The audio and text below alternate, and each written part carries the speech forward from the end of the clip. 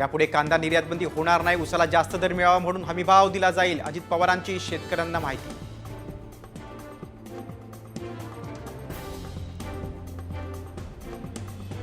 पंधरा ते 20 नोव्हेंबर दरम्यान विधानसभा निवडणुका होऊ शकतात, शरद पवारांचं भाकीत.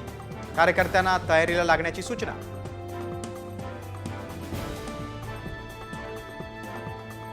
कराडमध्ये पृथ्वीराज चव्हाणांची डोकेदुखी वाढण्याची शक्यता. ठाकरे गटाच्या इंद्रजीत गुजर यांचा बॅनरबाजीतून मतदारसंघावर दावा.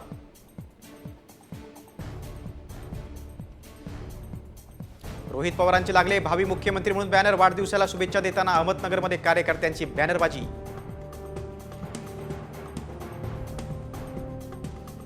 आमदार नितीन देशमुखांच्या मुलावर जीवघेणा हल्ला. सराईत गुन्हेगारांचा डोक्यात फरशी घालून पृथ्वी देशमुखांवर हल्ला.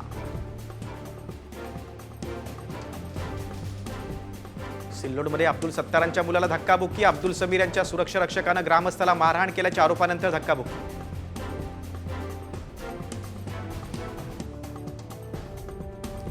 भाजप नेते नितीश राणेंचा अचलापूर दौरा. धर्मसभा आणि आक्रोश रॅलीचं आयोजन, मात्र मुस्लिम संघटनांचा विरोध. 1,500 पोलिसांचा बंदोबस्त.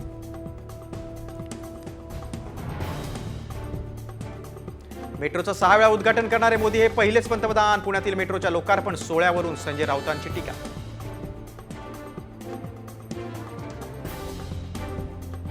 कर्जात बुडत असताना आता महाराष्ट्राच्या जमिनीचा 7-12 अदानींच्या नावावर करण्याचा घाट घातलाय. वडेट्टीवारांचा सरकारवर घणाघात. मूळचे माजी आमदार रमेश कदम यांची अकलूज येथील मवियाच्या मेळाव्याला हजेरी. विजयसिंह मोहिते पाटील यांची घेतली भेट.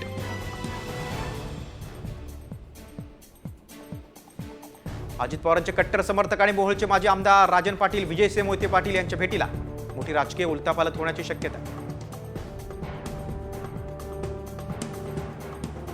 अनिल देशमुख यांचे पुत्र जिल्हा परिषद सदस्य सलील देशमुख उद्धव ठाकरेंच्या भेटीला. सलील पर्यायी मतदारसंघाच्या शोधात असल्यानं ठाकरेंसोबतची भेट महत्वाची. तो येतोय घराणेशाहीला सर्वसामान्यांची ताकद दाखवायला, अशा आशयाचे नवी मुंबईत झळकले बॅनर्स. गणेश नाईक यांना थेट आव्हान देण्याचा प्रयत्न असल्याची चर्चा.